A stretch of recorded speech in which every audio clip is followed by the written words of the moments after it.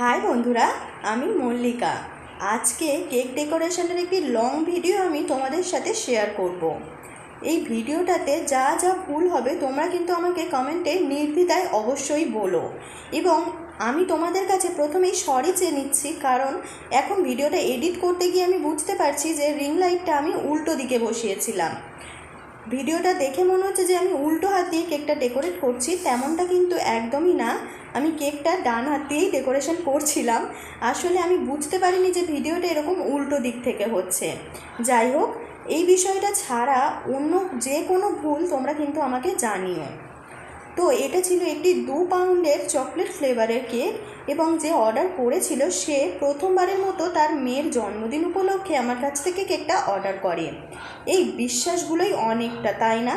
যে এই যারা প্রথম অর্ডার করে তারা কেক টেস্ট না করেই 1 পাউন্ড, 1.5 পাউন্ড, 2 পাউন্ড পর্যন্ত